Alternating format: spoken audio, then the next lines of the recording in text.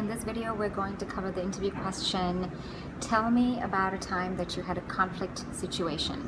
The question can be a little bit more specific, and the recruiter or the hiring manager might say, tell me about a time you had a conflict with a coworker, tell me about a time you had a conflict with someone on your team, tell me about a time you had a conflict with your manager or boss, tell me about a time you had a conflict with a client. So each of these situations are a little different. A conflict with a coworker versus a conflict with your boss versus a conflict with an external client, you would handle these situations a little bit differently. So I'll cover that a little bit later on, but for the moment I just want to focus on the conflict piece of it and how you would answer that. So the question is in the format, tell me about a time. That means it's a behavioral question. So my recommendation, as per usual, is to use the SAR formula, situation, action, result. So what you want to do is you want to set up the situation as quickly as possible, and then you want to concentrate the bulk of your answer in the A part, the action part, the specific actions that you took to resolve this conflict. And then obviously you tie up at the end another 20 seconds on the result that the conflict was resolved thanks to these actions that you took.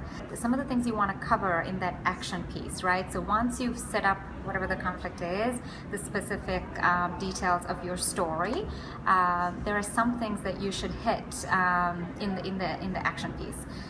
So the first thing I would say is communication, right? So anytime there's a conflict with anybody, the first thing is something about communications, because very often the conflict is simply a function or reflection of the fact that there's some sort of miscommunication.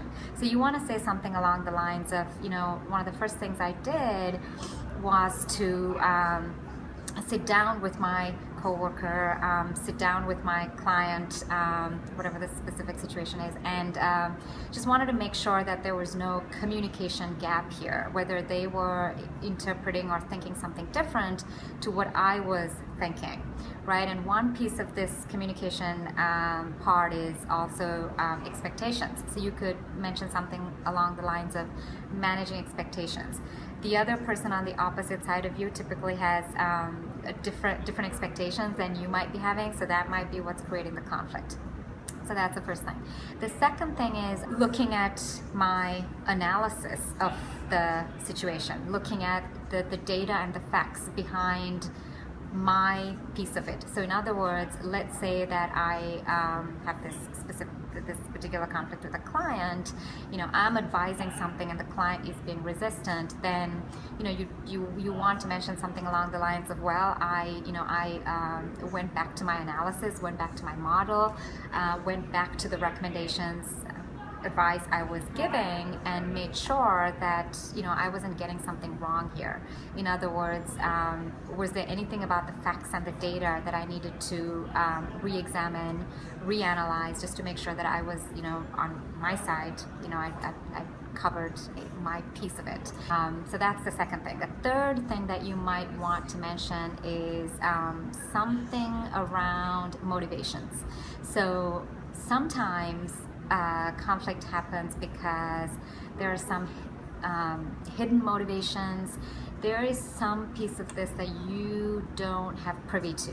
So your coworker might be motivated by something that has nothing to do with this specific thing that you and her are disagreeing over at work, or maybe in the situation of your boss, there might be other things going on. Maybe your boss is about to move on or is due for a promotion or something that is not specific to that conflict, but nevertheless very relevant. It's happening in the background and this might be playing it. Your answer could include something about you know, trying to really put yourself in the other person's shoes and kind of try to see what angle they might be coming at this from. Okay, so there you go. So that's the how you handled the conflict question and some of the things you might want to talk about in the action piece of it.